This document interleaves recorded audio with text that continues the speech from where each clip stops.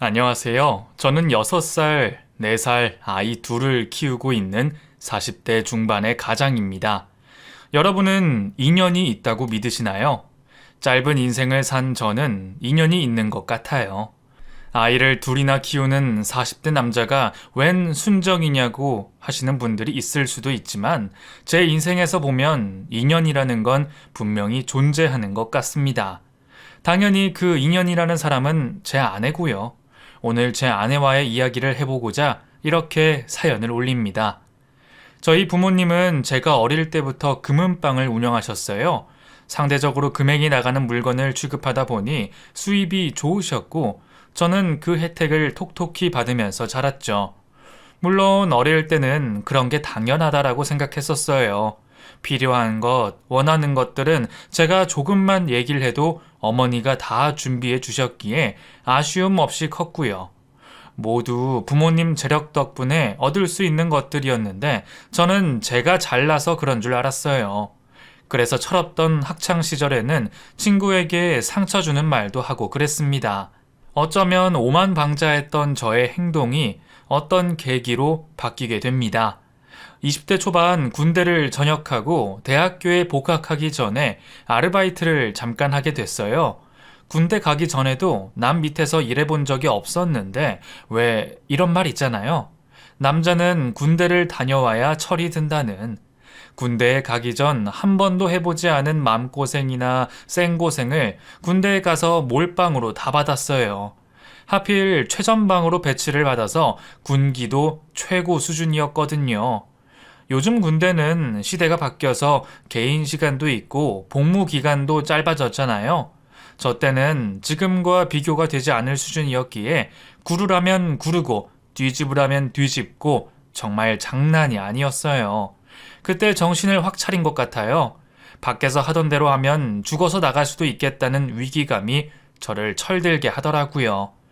그렇게 군대를 다녀오면서 그동안 당연히 가졌던 모든 것들이 고맙고 소중하게 여기게 됐어요. 부모님의 관심과 사랑도 그 중에 한 가지였고요. 철이 들어서 제대를 하고 복학하기 전에 그냥 놀고 먹고 하기보다는 생산적인 일을 하자 싶었어요. 그래서 고깃집에 아르바이트를 가게 됐죠. 경원아, 네가 무슨 아르바이트를 한다 그래? 그냥 집에서 쉬어. 누가 돈 벌어오래? 엄마, 그냥 심심해서 하는 거예요. 하루 종일 집에만 있으면 뭐해? 심심하면 운동 다녀. 엄마가 헬스 끊어줄게. 운동 집에서 하면 돼요. 나 이렇게 몸 좋은 거 안 보여요? 하나밖에 없는 아들이 아르바이트를 하는 게 못마땅한 어머니셨어요.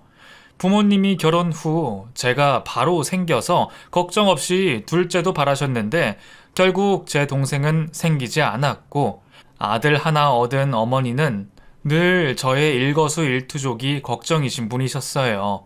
그런 엄마를 아버지는 못마땅해 하셨지만 엄마가 왜 그러는지 아시기에 별 말씀은 않으셨어요. 경환이도 이제 나이가 있는데 지 용돈은 지가 벌어서 써도 되지. 꼴랑 몇 시간 하는 아르바이트 하게 둬요. 여보, 아버지 말이 맞아요. 엄마 걱정 마세요. 군대까지 다녀온 아들을 물가에 내놓은 아이 마냥 걱정하시는 엄마를 안심시키며 아르바이트를 나가게 됐어요.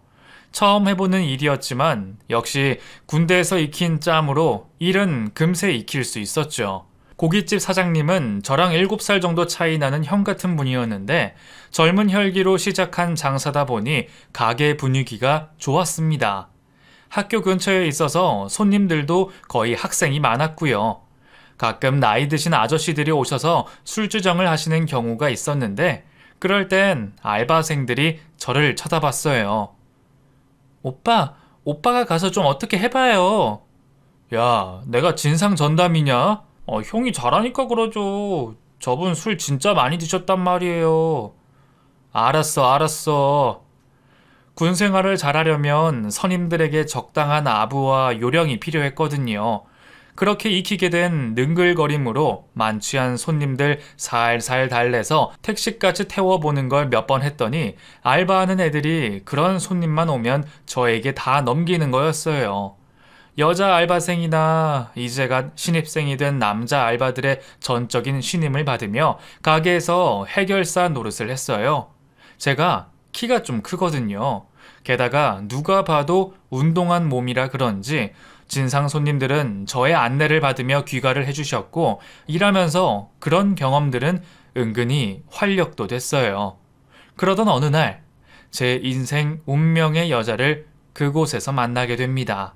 그녀는 저보다 2살이 어렸고 방학 기간에 학비를 벌기 위해 알바를 하러 온 여학생이었어요. 가게 사장님으로부터 새로 알바생이 온다는 얘기는 들어서 알고 있었지만 출근 시간에 먼저 와서 대기하고 있는 그녀를 보는 순간 심장이 쿵 떨어지는 것 같았어요. 그만큼 첫눈에 저는 그녀에게 사로잡히고 말았죠. 처음에는 제 마음을 잘 몰랐어요. 혈기왕성한 나이에 예쁜 여자에게 시선이 가는 건 당연한 거잖아요. 단순히 남자 여자의 자연스러운 호감일 거라 여겼었는데 시간이 흐를수록 그녀 앞에서 안절부절 못하는 저를 발견하게 됩니다. 그런 저의 관심은 자연스럽게 그녀에게 호감으로 비춰진 것 같았고 그녀도 그걸 싫어하진 않았어요. 오늘도 알바하고 온 거야? 네, 오늘은 하루 종일 알바 있어서 지금이 세 탕째예요. 와, 야, 이렇게 몸이 약한데 하루에 3탕씩 어떻게 해? 저 튼튼해요. 괜찮아요. 학비 때문에 알바를 그렇게 많이 한다는 그녀는 딱 봐도 몸이 약해 보였어요. 밥 먹을 때도 새 모이 마냥 먹고 그 모습이 어찌나 안쓰럽게 보이던지 그녀와 아무 사이도 아니었지만 혼자 속상했죠. 쉬는 날 만나서 고기라도 사 먹여야 될 것 같아서 같이 밥 먹자고 했어요. 너 이번 주 일요일 쉬는 날이지? 나랑 낮에 만나서 같이 밥 먹자. 우리 둘만요? 그럼 뭐 딴 애들 밥을 내가 왜 사줘? 너니까 사주는 거지. 네. 그렇게 그녀와 밖에서 따로 만나기 시작했어요. 일할 때 봐도 예뻤는데 밖에서 보니 더 예쁘더라고요. 약한 몸에 어떻게든 보양되는 걸 먹이려고 식당도 골라다니고 쉬는 날에는 좀 편하게 쉬라고 차로 모셔 다녔어요. 그런 저의 호의를 부끄러워하면서도 좋아하는 그녀의 모습에 제 감정은 점점 커져 가기만 했죠. 그러다가 일이 터졌어요. 그날도 만취한 남자 손님이 가게에 오셨는데 조용히 고기와 술을 먹다가 그녀를 부르더라고요. 한눈에 봐도 술이 잔뜩 취한 모습이었고 걱정스런 마음에 제가 그녀 대신 응대를 했지만 어느 순간 보니 그녀가 그 손님과 얘기를 나누고 있더군요. 그러더니 갑자기 소리를 지르며 난동을 피우기 시작했고 도저히 수습이 안 되는 상황이라 경찰까지 오고 나서야 겨우 마무리가 됐어요. 그 과정에 행패를 부린 그 손님이 그녀의 아버지라는 걸 알게 됐어요. 알코올 중독으로 정상적인 생활을 못하는 아버지가 돈을 달라며 찾아왔던 거라고 나중에 얘기를 해주는데 저에게 조심스레 말을 하면서 눈물을 흘리는 그녀의 모습이 너무나 안타까웠어요. 결국 그녀는 알바에서 잘리게 됐고 마음의 상처까지 받은 그녀를 보는 제 가슴은 더 찢어지는 듯 아팠습니다. 상황이 안 좋았지만 그래도 학교는 졸업해야 했기에 그녀는 다른 알바를 구했어요. 그래서 친구가 소개해준 과외 자리를 그녀에게 소개시켜줬습니다. 오빠, 정말 고마워요. 이렇게까지 마음 써주시고. 아이, 고맙긴. 과외는 잘만 하면 소개가 계속 들어올 수 있고 고깃집 알바보다는 페이도 좋아. 그러니까 잘 해봐. 알았지? 네. 오빠 얼굴에 먹칠하지 않도록 신경 쓸게요. 그렇게 그녀는 또 다른 알바를 하게 됐어요. 제가 소개를 해준 자리가 고마워서 그런지 그 일이 있고부터 더 적극적으로 연락을 주고받게 됐고 저희는 같이 일할 때보다 더 급속도로 가까워졌어요. 여전히 알바로 바쁜 일상을 보내는 그녀였지만 운전기사도 마다 않고 같이 있을 시간만 있다면 어디든 찾아갔어요. 그런 날들이 쌓이게 되자 결국 저희는 연인으로 발전하게 됐습니다. 군대에 가기 전에도 잠깐 만났던 여자들은 있었어요. 대부분 저를 좋아한다고 먼저 다가온 여자들이었고 딱히 싫은 건 아니라 교제도 하고 그랬는데 마음이 없어서인지 오래 가지는 않았거든요. 그런데 이 여자는 달랐어요. 제가 너무 좋아해서인지 데이트를 할 때마다 시간이 너무 빨리 흐르고 좀 전에 헤어졌지만 또 보고 싶고 그랬거든요. 그녀에게 빠져도 정말 단단히 빠진 상태였죠. 너 요즘 여자 만나니? 어떻게 아셨어요? 티를 이렇게 내는데 엄마가 모르겠어? 한번 데려와봐. 어떤 앤지 보게. 나중에요. 연애하는 게 티가 그렇게도 났던지 엄마는 금방 눈치채시고 한번 보자고까지 하시더군요. 엄마한테 인사시키는 건 일도 아니었지만 혹시나 그녀가 도망갈까봐 왠지 조심스러웠어요. 아들인 제가 엄마 성향을 모르겠습니까? 엄마 성에 안 찰 거라는 감이 저도 있었거든요. 이전과는 다른 모습에 많이 궁금해 하셨지만 그럴 때마다 요리조리 빠져나가며 인사를 시키지 않았어요. 그러는 와중에도 저희의 사랑은 깊어갔고 어느새 저도 그녀도 졸업반이 됐어요. 저는 학교를 졸업하고 대기업에 취업을 했습니다. 그리고 그녀는 학교를 중도에 포기하고 작은 중소기업에 격리로 취직을 했어요. 악착같이 알바도 하며 버티던 그녀가 끝내 휴학을 결정해야 했던 건 가정 형편 때문이었어요. 끊임없이 아버지가 돈을 요구하니 그 스트레스가 장난이 아닌 것 같았죠. 보고 있기만 하기에 안타까워 제가 나서서 돕고 싶었지만 그녀는 제 도움을 매번 거절했고 저도 그 이상의 선을 넘을 수가 없더라고요.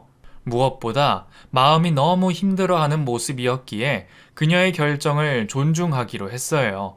나중에 결혼까지 해서 내가 책임지면 되지 뭐 하는 생각도 있었고요. 처음 만남은 고깃집 알바생의 같은 위치에서 시간이 갈수록 그녀와 저의 환경은 달라졌습니다. 하지만 저는 그런 게 전혀 신경 쓰이지 않았어요. 어차피 남자인 제가 그녀를 끝까지 책임지면 된다는 생각이 확고했고 또 그럴 자신도 있었거든요. 그러니 그녀의 배경은 저에게 문제가 되지 않았어요. 하지만 그건 어디까지 제 입장이었죠. 부모님이라는 큰 언덕이 있다는 것을 제가 간과한 거예요. 절대 안 된다. 엄마, 글쎄 안 된대도 아무리 내가 좋게 봐주려고 해도 차이가 나도 너무 나잖니. 취업이 되고 회사 일에 적응이 됐을 때쯤 그녀를 엄마께 소개시켰어요. 저도 밥벌이할 직장이 생겼으니 여차하면 그녀와 결혼을 하자 싶은 생각이에요. 한 여자와 연애를 한 지도 4년이 넘어갔고 그동안 엄마와 그녀가 친분을 쌓을 계기는 없었지만 차차 하면 된다는 생각에 소개를 한 거였는데 결혼이라는 얘기가 나오기도 전에 엄마는 반대하셨어요. 엄마, 윤경이 진짜 괜찮은 애예요. 성격도 좋고 책임감도 강하고요. 네가 걔를 얼마나 좋아하는지는 엄마도 알아. 그래서 엄마도 웬만하면 받아줄 생각이었는데 가만히 들어보니까 집안이 너무 기울잖아. 이제 너도 나이가 있어서 곧 결혼할 수도 있는 관계인데 아무나 만나면 되겠니? 엄마, 아무 소리 말고 그냥 엄마 말 들어. 엄마가 이럴 때는 다 이유가 있는 거야. 엄마는 그렇게도 싫으신지 그녀와의 관계를 정리하라고 계속 말씀하셨어요. 그런 엄마가 저는 이해되지 않았고 헤어지라는 말씀은 더더욱 따르고 싶지 않았죠. 결국 저와 엄마 사이에 갈등이 생기면서 사이가 멀어지게 됐어요. 여자 하나 때문에 버릇없이 군다며 아버지도 나무라셨지만 저는 마음을 접을 생각이 눈꼽만큼도 없었어요. 엄마와의 갈등은 시간이 갈수록 심해졌고 그런 상황을 그녀도 눈치채게 됐죠. 자기 때문에 제가 엄마와 신경전을 한다는 것을 알고는 저와의 만남을 피하기까지 하더군요. 내 마음도 모르고 계속 속타는 행동을 하는 그녀에게 저는 화가 났어요. 답답하기도 했고요. 그래서 도대체 왜 이러냐고 물었더니 그녀가 눈물을 흘리면서 말을 했어요. 나 때문에 오빠가 부모님이랑 싸우는 거 정말 싫어. 나도 오빠 정말 사랑하지만 이건 아닌 것 같아. 마음이 여린 그녀는 모든 상황을 자기 탓으로 돌리고 있었어요. 제가 아니라고 해도 제 말을 듣지 않더니 결국 저에게 헤어지자고 하는 겁니다. 그때 얼마나 속상하고 괴로웠는지 몰라요. 부모님 마음을 상하게 해드리고 싶진 않았지만 그렇다고 사랑하는 사람을 포기하고 싶지도 않았죠. 어머니는 아무래도 안 되겠다 싶으셨는지 집에서 저를 볼 때마다 헤어지라고 종용하셨고 조금은 제 편을 들어주시던 아버지마저 엄마 마음 편하게 해드리는 게 낫지 않겠냐고 저를 설득하시기 시작하셨어요. 집에 들어가기 싫더군요. 몇 번을 생각하고 또 생각해도 그녀를 포기할 수 없었어요. 결국 저는 부모님이 반대하는 결혼을 저 혼자 강행하기로 결심합니다. 그녀 앞에서는 티내지 않으려고 애썼지만 티가 안 날 순 없었는지 그녀도 저를 멀리하기 시작했거든요. 계속 어영부영 하다간 그녀를 놓치고 말 것 같았어요. 우리 결혼하자. 뭐? 오빠 부모님은? 당장은 서운하시겠지만 언젠가는 나를 이해해 주실 거야. 하지만 너는 나 포기 못해. 그녀에게 단호한 모습을 보여줬어요. 믿음을 주고 싶었거든요. 여린 마음에 계속 또 허튼 생각을 할까봐 안달이 났어요. 그런 제 마음이 닿았는지 그녀는 제 생각대로 따라와 줬고 끝내 저는 부모님이 반대하시는 결혼식을 올리게 됐습니다.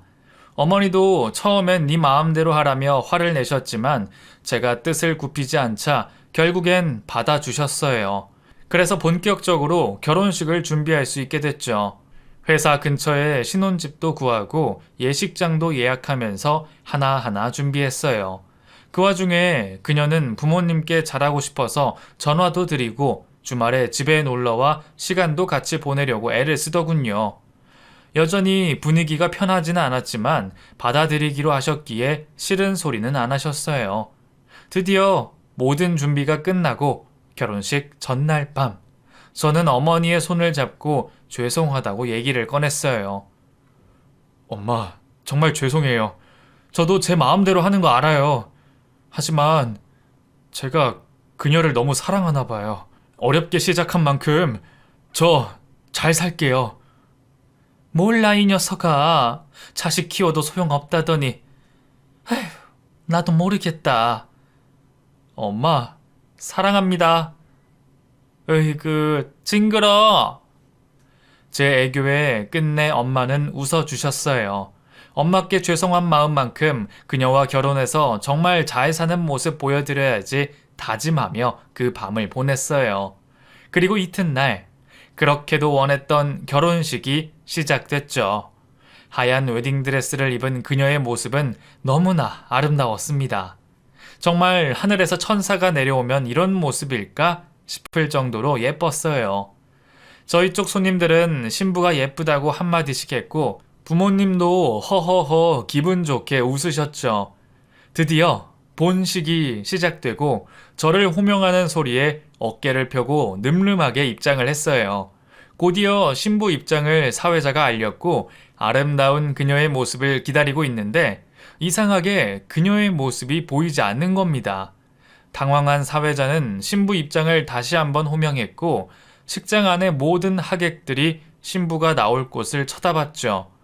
그때를 생각하면 아직도 눈앞이 캄캄해지는 기분입니다. 네, 그때 그녀는 신부 입장을 하지 않았어요. 하늘로 솟았는지 땅으로 꺼졌는지 몇 번의 호명을 했지만 끝끝내 그녀는 입장하지 않았죠. 곧이어 신부 대기실에 신부가 없어졌다는 소식이 전해졌고 저는 믿을 수 없는 소식에 정신없이 그녀를 찾아봤지만 어디에도 그녀의 모습이 보이지 않았어요. 그녀는 말 그대로 증발하고 없었습니다. 저희 집안은 난리가 났어요. 어떻게 이럴 수가 있냐고 부모님은 노발대발하셨고 저는 사방팔방으로 그녀를 찾아다니기 시작했죠. 하지만 어디에도 그녀의 흔적을 찾을 수가 없었어요. 다니던 직장에도 연락 없이 무단결근한다고 하고 핸드폰도 먹통이라 위치 추적을 할 수가 없었죠. 게다가 그녀의 아버지도 사라진 상황. 도대체 어찌된 일인지 영문을 알 수가 없었어요. 상식적이지 않은 상황에 걱정도 되고 화도 났던 저는 시간이 흐를수록 절망하고 말았죠. 경찰에 실종 신고를 하면서 그녀의 모습을 추적해봤지만 그녀 스스로 어떤 차를 타고 사라졌기 때문에 신고 접수가 되지를 않았어요. 분통이 터질 것 같았습니다.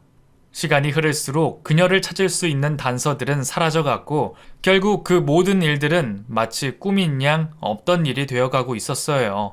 주변 상황들이 아무리 변한다고 해도 제 마음은 변하지 않았어요. 친구들은 그녀가 마지막 순간에 저를 버리고 간 거라고 이제 그만 잊고 살라 하고 부모님도 선이라도 봐서 얼른 결혼하라고 재촉하셨어요. 그렇게라도 제 시선을 돌려야 잊을 수 있다고 생각하신 것 같았지만 저는 도저히 그녀를 잊을 수가 없었습니다. 먹는 것도 자는 것도 무엇 하나 편하지 않고 즐겁지 않은 그런 시간을 보낸 것도 4년. 그 시간 동안 저는 여전히 그 결혼식 날에 머물러 있었고 눈으로 그녀의 닮은 모습들을 찾고 있었어요. 모르는 사람이 보면 정신병자인 것처럼 나사 하나가 빠진 사람으로 지냈죠. 하나 있는 아들이 여자 때문에 마음도 못 잡고 방황하는 모습에 부모님은 크게 상심하셨어요. 그렇게 모임도 자주 다니시고 치장하는 걸 좋아하시던 어머니도 매사가 재미없으셨고 그런 어머니와 덩달아 아버지도 표정이 밝지 않으셨어요. 저 하나 때문에 온 집안 분위기가 엉망이었어요. 저도 절 버리고 간 그 사람에게 벗어나고 싶습니다. 나 때문에 부모님이 힘들어하시는 모습도 보고 싶지 않았고 나도 남들처럼 웃으면서 살고 싶었어요. 그런데 마음대로 되지 않는 것을 어쩌겠어요. 밤마다 나타나는 그녀의 모습에 갈수록 미쳐가는 저를 어찌할 수 없어 괴로움에 술에 쩔어 지내고 있을 때 정말 드라마처럼 그녀를 다시 만나게 됩니다. 그날도 여느 날과 마찬가지로 술에 취해 집에 들어가는 길이었어요. 택시를 탔다가 속이 안 좋아서 동네 어귀에 내려 걸어가고 있는데 맞은편에서 오던 사람과 부딪히고 말았죠.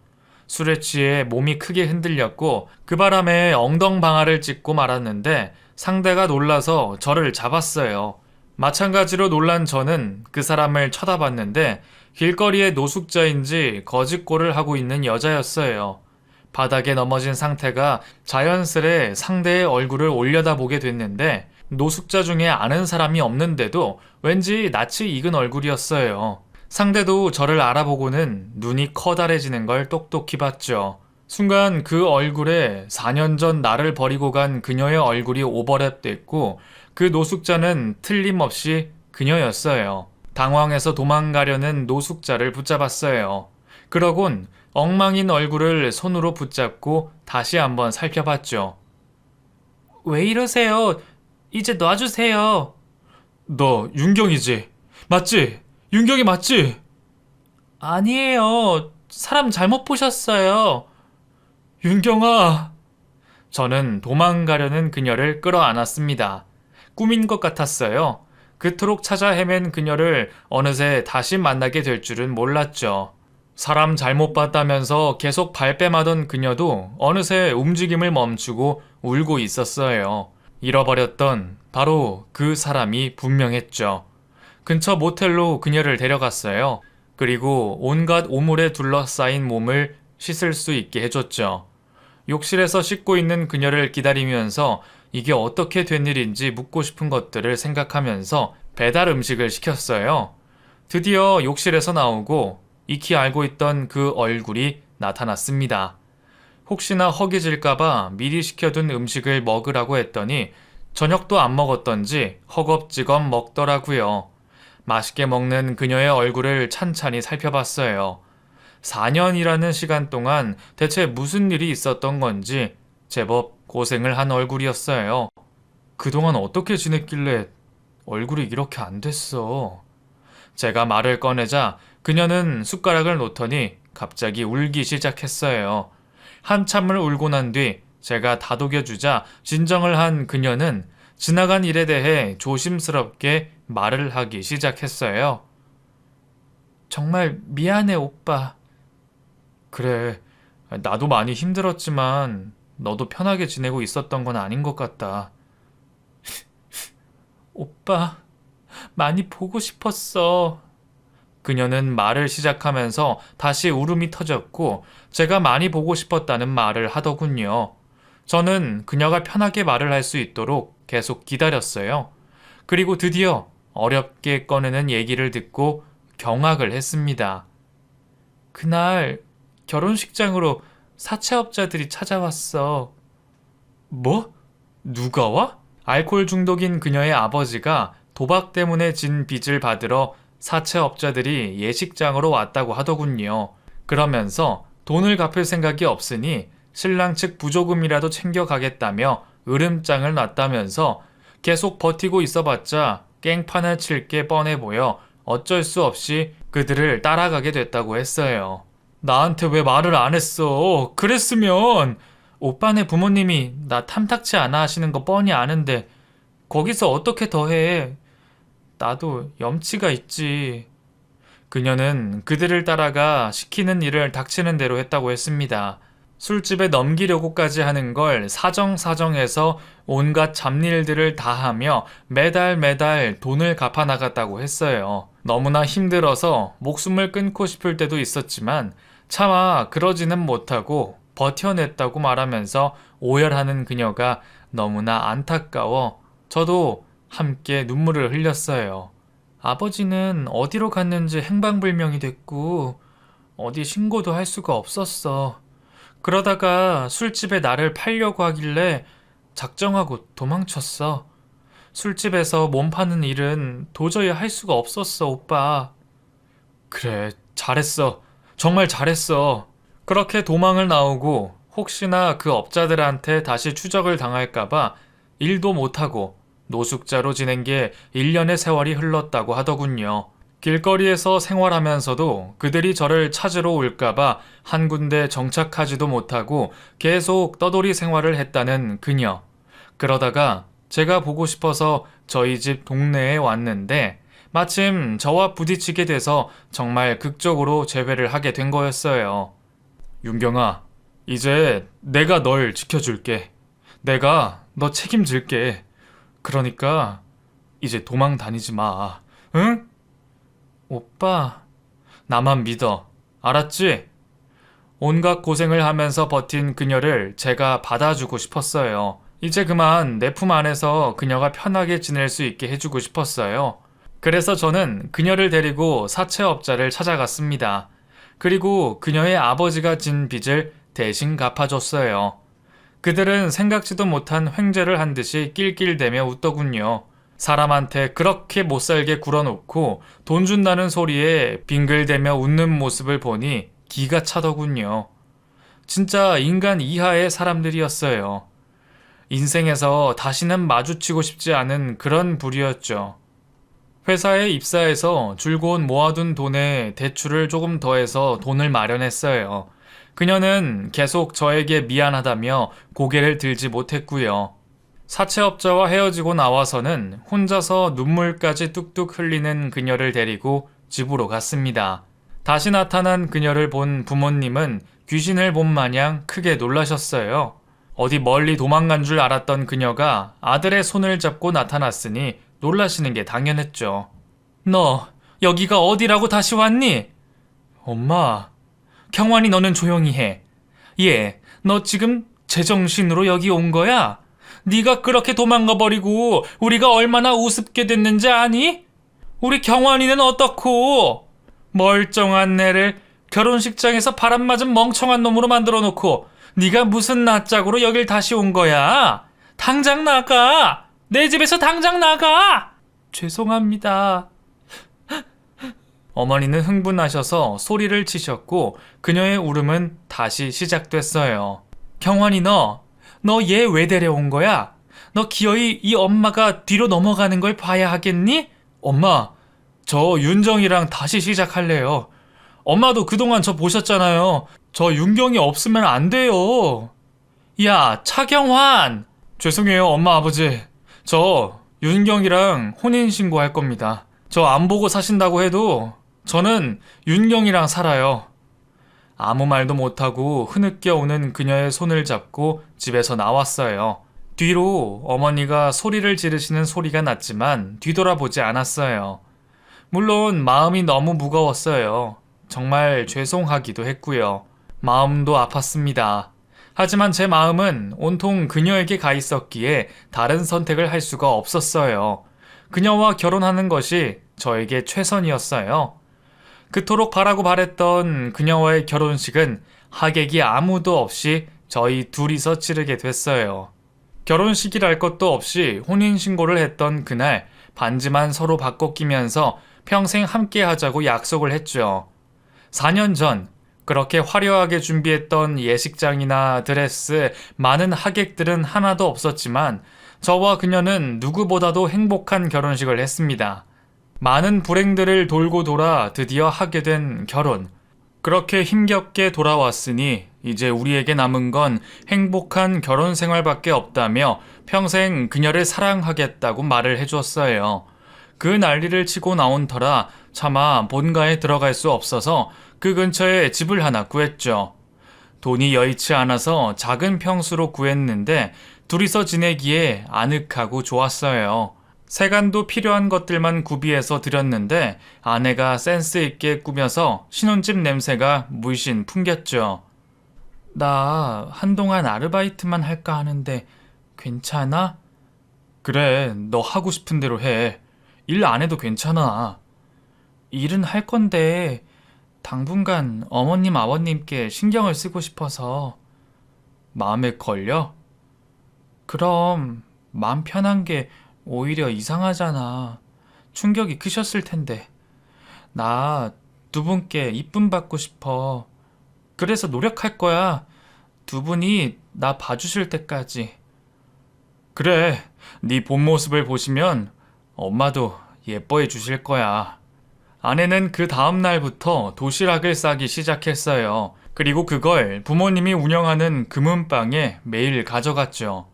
부모님의 가게도 주변에 점점 경쟁하는 가게들이 생기고 요즘은 온라인으로 구매하는 사람들도 늘어나면서 매출이 줄어들었어요. 그래서 쓰던 직원들을 다 내보내고 두 분이서 운영을 하고 계셨는데 점심때마다 식사를 사드셨거든요. 아내는 점심 도시락을 정성껏 싸서 부모님 가게로 매일 갖다 주기 시작했어요. 정말 정성을 다해 준비한 도시락이었지만 부모님은 쉽게 받아주시지 않았어요.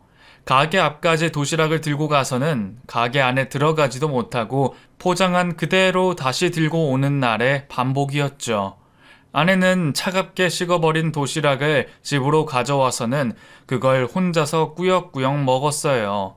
식어서 배탈이 난다고 먹지 말라고 해도 아까워서 안 된다며 본인이 그걸 먹더라고요. 그러고서는 다음 날이 되면 새로 도시락을 싸서 다시 가게로 가져갔습니다. 그 시간이 일주일이 되고 보름이 되고 한 달이 되면서 한 번도 가게 안으로 들어가지 못하는 아내가 가여워 제가 같이 간 적이 있었어요. 혹시나 제 얼굴을 보시고 노여움을 거두시지 않을까 기대를 했지만 엄마는 정말 화가 많이 나셨는지 저한테조차도 차갑게 대하시더군요. 너 앞세워 온다고 내 마음이 달라질 것 같아? 일 없으니 그만 돌아들 가. 꼴도 보기 싫다. 정말 단단히 화나신 것 같았어요. 한 달 내내 사람을 밖에 세워두셨으면 조금은 마음의 문을 열어주실 수 있지 않나 싶은 생각에 서운한 마음도 들려고 하더군요. 그런 저와 달리 그녀는 서운한 기색을 한 번도 내지 않았어요. 내가 어머님 같은 입장이셨으면 찬물을 한 바가지 뿌렸을 것 같아. 얼마나 어이가 없고 서운하시겠어. 나 어머님 마음 다 이해될 것 같아. 그러니까 어머님이 마음 풀리실 때까지 나는 묵묵히 노크할 거야. 괜찮겠어? 그럼 겨우 이 정도 가지고. 내가 어머님께 드린 상처에 비하면 이건 아무것도 아니야, 오빠. 그녀는 포기하지 않고 계속해서 도시락을 만들어 갔어요. 실은 내색 한 번 없이 매일매일 정성을 다해서 도시락을 만들었고 그러길 3개월을 하고 있었죠. 그날은 제가 연차를 내고 쉬는 날이었어요. 기분 전환 삼아 그날은 밖에서 외식하자고 하면서 점심 도시락 배달을 하지 말라고 꼬셨죠. 하지만 그녀는 다녀와서 외식하러 가면 된다고 하면서 기어이 도시락을 만들어 나가는 거였어요. 그녀가 어떤 마음으로 그러는지 알기 때문에 더는 말리지도 못하고 다녀오라고 했어요. 데려다 주려고 했는데 혼자 다녀오면 된다고 우겨서 저는 집에서 그녀를 기다리기로 했죠. 아내가 집에 오면 바로 나갈 계획이라 외출 준비를 하고 있는데 갑자기 전화가 왔어요. 오빠, 아버님 병원으로 실려가셨어요. 그러니까 어서 와. 뭐? 아버지가? 갑작스런 전화에 저는 놀라서 병원으로 갔습니다. 아버지가 병원에 계시다는 말 외에 다른 얘기는 들은 게 없어서 이게 무슨 일인가 싶은 마음에 걱정이 한가득이었어요. 정신없이 병원에 도착해 아내를 찾으니 응급실 안쪽에 힘이 다 빠져나오더군요. 윤경아, 아버지는? 오빠, 아내는 기운이 다 빠져선 힘없이 상황을 얘기해 줬어요. 도시락을 들고 가게로 가서는 오늘은 도시락을 받아주실까 싶어 가게 안을 기웃거렸대요. 그런데 안에 사람 모습이 안 보이더라는 겁니다. 이상한 생각이 들어 가게 문을 열어보니 또 그 문은 열려 있어서 더더욱 이상하게 생각하게 된 거죠. 그래서 안에 들어가 봤대요. 평소에는 가게 문을 열어볼 생각도 안 했지만 그날은 아무래도 이상한 느낌만 자꾸 들어서 그리 해본 거죠.